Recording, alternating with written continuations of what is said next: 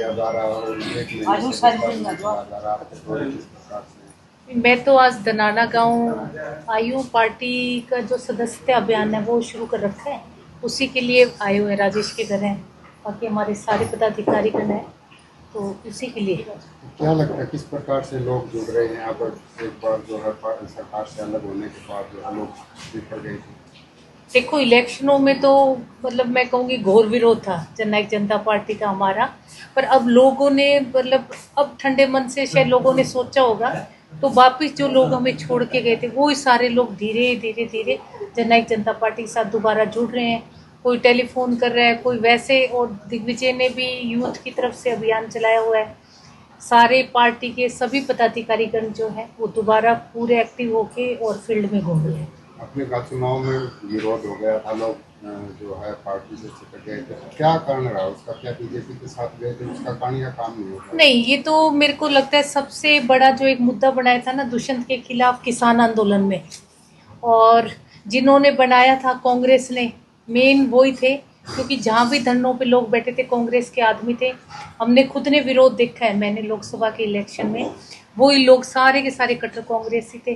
पर जिन्होंने विरोध किया शायद उनको भी नहीं पता था कि लोग तुम्हें भी राज में नहीं आने देंगे। एक माहौल था कि कांग्रेस आएगी, बावजूद उसके कांग्रेस में, इसके पीछे क्या कारण मानते हैं? मेरे को लगता है कांग्रेस के ना आने का मेन कारण जो ये था कि पहले उन्होंने कहा भी दुष्यंत को रोको किसी भी तरह। उनको ये लग रहा था लोग वन साइडेड हमें जिता के लेके आएंगे, और लास्ट में जब उनको ये लगने लग गया कि शायद हम 90 में से 70 सीटें लेके जा रहे हैं, तो उन्होंने कुछ सीटें बीजेपी को देने का काम किया, और ये नहीं पता कि जो दे रहे हो उन्हीं से तुम्हारा बट्ठा बैठेगा और कांग्रेस हार गई। हरियाणा सरकार है, तीसरी बार बीजेपी की सरकार बनी है, तो क्या मानते जो वादे करते दावे करते पूरे हो पाते हैं? दावे तो क्या पूरे कर रहे हैं? आप ये सोचो कि जितने भी कौशल रोजगार में बच्चे लगे थे, सारे के सारे बच्चे जो हैं वो हटा दिए, वापस वही बेरोजगारी चरम सीमा पर है। आप ये देख लो ना कि आजकल हर रोज एक हत्या हो रही है, आए दिन ठेकेदारों को मारा जा रहा है, आए दिन महिलाओं को मारा जा रहा है, महिलाओं की इज्जत लूटी जा रही है। तो प्रदेश जो है वो असुरक्षित हो चुका है, और मुख्यमंत्री जो है वो इस तरफ ध्यान ही नहीं दे रहे कि प्रदेश किस तरफ जा रहा है। एचयू ही ले लो आप, बच्चों पे कितना लाठीचार्ज हुआ है, आज सारे बच्चे धरने पे बैठे हैं, पर मुझे लगता है कहीं कोई सुनवाई नहीं हो रही कहीं भी। महिलाओं के लिए 2100 का वादा किया था, क्या आप महिलाओं के बीच में जाती हैं तो बीजेपी सरकार महिलाओं में कैसा रोष उसको लेकर दिखाई देता? क्या उम्मीद है कि 2100 बीजेपी देगी? देखो, बीजेपी ने सबसे बड़ा वादा जो था बीजेपी को वो महिलाओं की सुरक्षा को लेकर था।